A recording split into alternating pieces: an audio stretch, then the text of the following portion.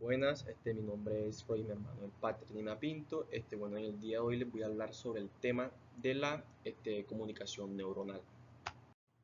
A continuación, posteriormente, nos encontramos con el índice donde encontramos las 10 preguntas que vamos a desarrollar sobre el tema del sistema nervioso central. A continuación, les voy a presentar gráficamente el desarrollo de la embriología en el sistema nervioso central. En la siguiente gráfica podemos observar cómo se desarrolla el sistema nervioso central. A continuación nos encontramos con las 7 etapas principales del sistema nervioso central. Como primero encontramos gastrulación. Esta es la primera etapa importante en la formación del sistema nervioso central, que ocurre aproximadamente durante las 3 semanas de embarazo.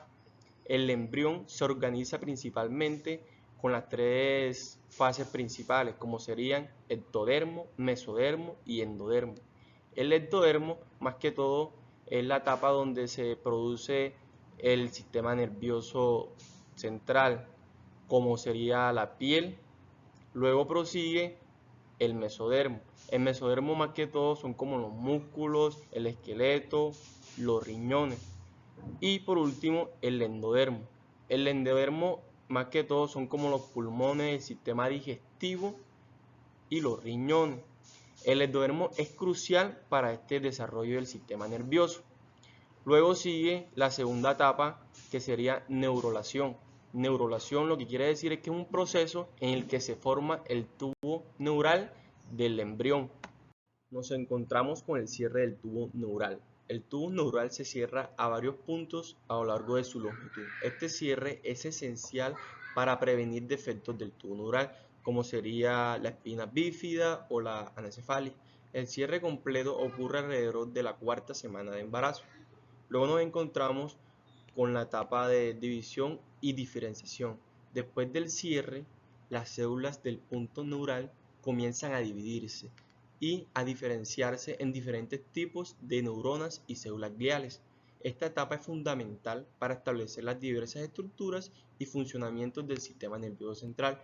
Luego nos encontramos con la etapa de neurogénesis. Neurogénesis es el proceso por lo cual se generan nuevas neuronas a partir de las células madres y de las progenitoras. Aquí nos encontramos con la 6ª etapa de mielinización. Esta etapa permite que los impulsos nerviosos se conduzcan con mayor velocidad y por ende faciliten la comunicación de sincronizaciones de las neuronas. Luego nos encontramos con la 6ª etapa de sinaptogénesis. La sinaptogénesis es el proceso mediante el cual las neuronas forman conexiones durante el desarrollo del cerebro. En la siguiente gráfica vamos a observar las etapas de la neurogénesis. En esta gráfica nos encontramos con 4 etapas que están clásicamente divididas en 4 etapas principales. La primera es proliferación, luego la segunda fase, migración, la tercera, diferenciación y por último tenemos la maduración. En este cuarto punto nos encontramos con la descripción detallada del proceso para las etapas del desarrollo de la neurogénesis. Cabe resaltar que las etapas y componentes moleculares se pueden establecer estrategias futuras, tanto para el diagnóstico como para el tratamiento de las patologías neurogénicas. Vamos a profundizar las siguientes etapas de la neurogénesis. Como primera etapa encontramos proliferación. Esta ocurre en la zona ventricular del tubo neural. Durante esta etapa, las células madre neurales se multiplican activamente. Estas se dan en la 1 hasta las 7 semanas de gestación. Luego nos encontramos con diferenciación. A medida que las células madres se dividen, algunas comienzan a diferenciarse en neuroblastos, que son las precursoras de las neuronas. Estas se dan de la 8 hasta la 5ª semana de gestación. Aquí nos encontramos con la migración. Una vez de los neuroblastos están formados, migran desde su lugar de origen, zona ventricular, hacia sus posiciones finales en el cerebro o en la médula espinal. Estas se dan de la 8 o a la 15. Luego nos encontramos con la maduración. Al llegar a su destino, los neuroblastos continúan su desarrollo y maduran en neuronas funcionales. Estas se dan en la semana 27 de gestación. Aquí nos encontramos con la sinaptogénesis. Es el proceso mediante el cual las neuronas forman conexiones durante el desarrollo del cerebro. Luego nos encontramos con la mielinización. Esta es la etapa de los axones de las neuronas que permiten que los impulsos nerviosos se conduzcan con mayor velocidad y por ende faciliten la comunicación sincronizada de las neuronas. Nos encontramos con poda sináptica. Consiste en la alimentación de sinapsis ineficientes o innecesarias presentes en el cerebro. Aquí nos encontramos con el quinto punto, la neurona y sus partes y su funcionalidad. Las neuronas son las células responsables de las funciones atribuidas al sistema nervioso, como son pensar, razonar, control de las actividades musculares, sentir, etc. Estas son células excitables que conducen los impulsos que hacen posibles todas las funciones del sistema nervioso. El cuerpo celular es la parte central de la neurona que contiene el núcleo y organelos. El soma es responsable de mantener la salud de la neurona, procesar la información y recibir y coordinar actividades celulares. Dendritas son extensiones ramificadas que se proyectan desde el soma. Las dendritas reciben señales químicas de otras neuronas a través de sinapsis. Axón, prolongación del cuerpo de la neurona para que el impulso nervioso camine en sentido centrífugo. Terminales axónicos.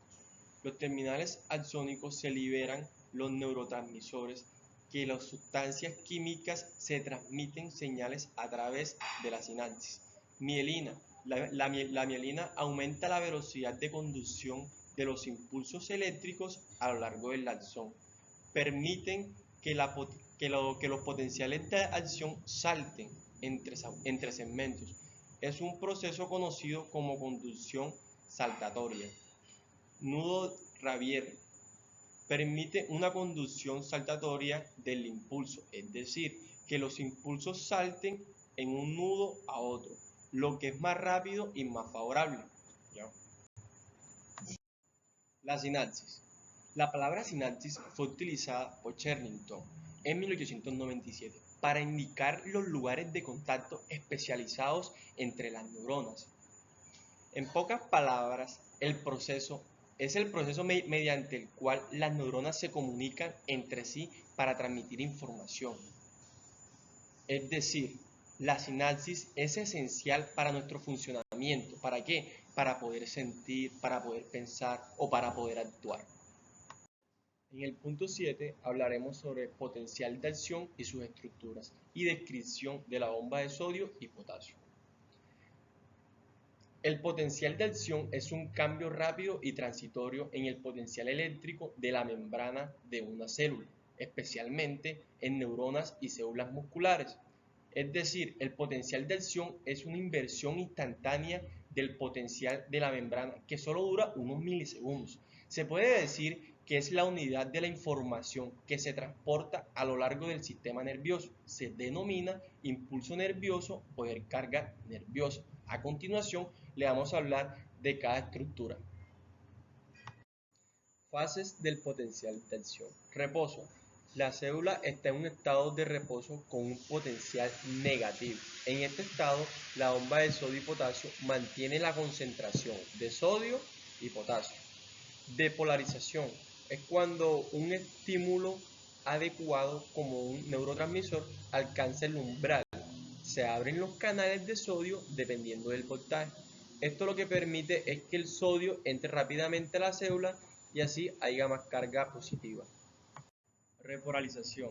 Después de alcanzar un pico positivo, los canales de sodio se cierran y se abren los canales de potasio. Esto permite que el potasio salga de la célula, regresando el potencial a niveles negativos.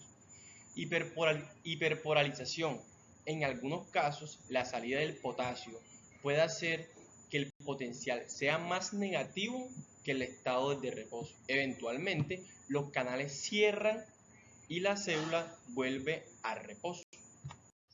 Bomba de sodio y potasio. La bomba de sodio y potasio es una estructura proteica que se puede encontrar en muchas membranas celulares. Como su nombre bien lo indica, su función principal es la de mover iones de sodio y potasio a través de su membrana. En el punto 8 vamos a diferenciar lo que es la sinapsis eléctrica y sinapsis química. Como primero encontramos mecanismos de transmisión. En la sinapsis eléctrica, la comunicación se realiza a través de un contacto directo entre las membranas de dos células, permitiendo que las corrientes iónicas fluyan directamente desde una célula a otra, mientras que en la sinapsis química, la transmisión se lleva a cabo mediante la liberación de neurotransmisores, desde una neurona presináptica hacia la neurona postsináptica, a través de un espacio sináptico.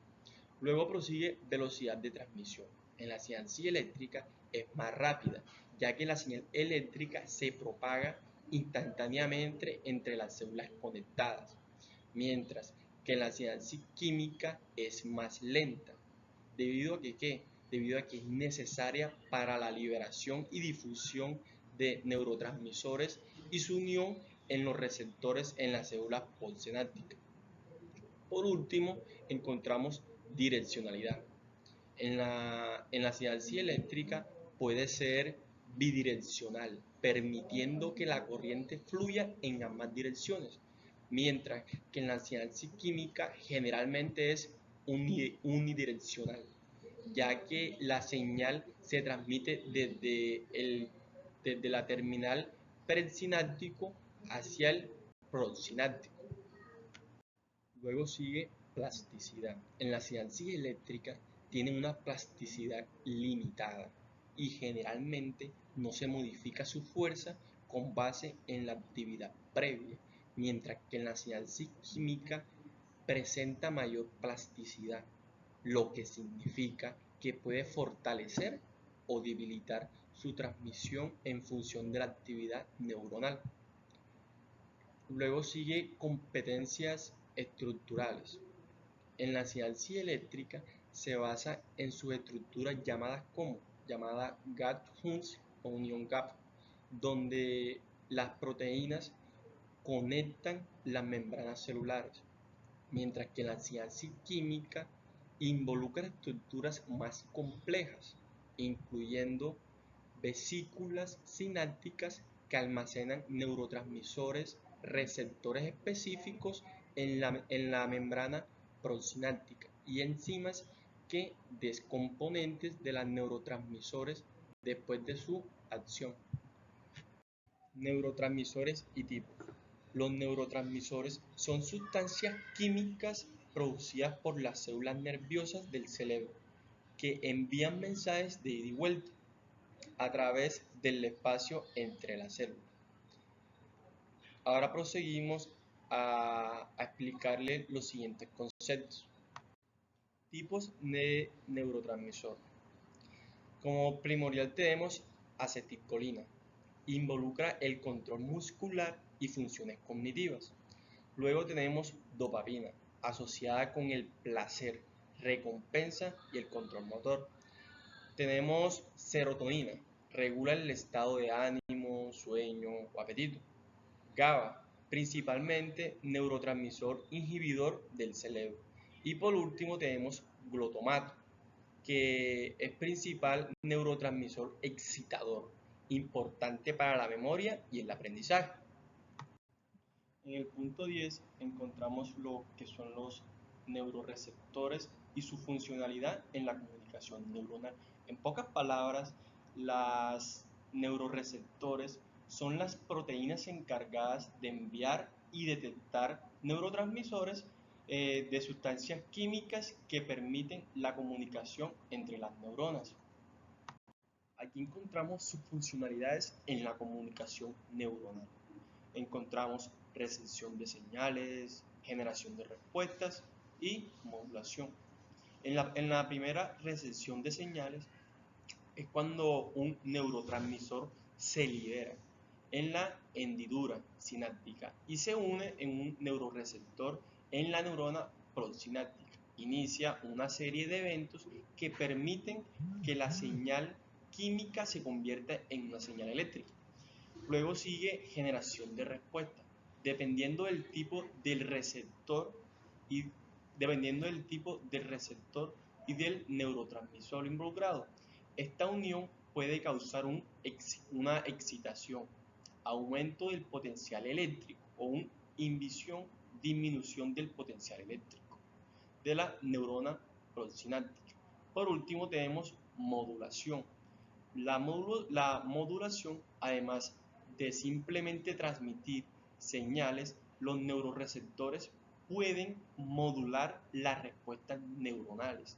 Por ejemplo, pueden influir en la intensidad y duración de una señal. Bueno, y por último, pues aquí ya encontramos lo que son las referencias bibliográficas.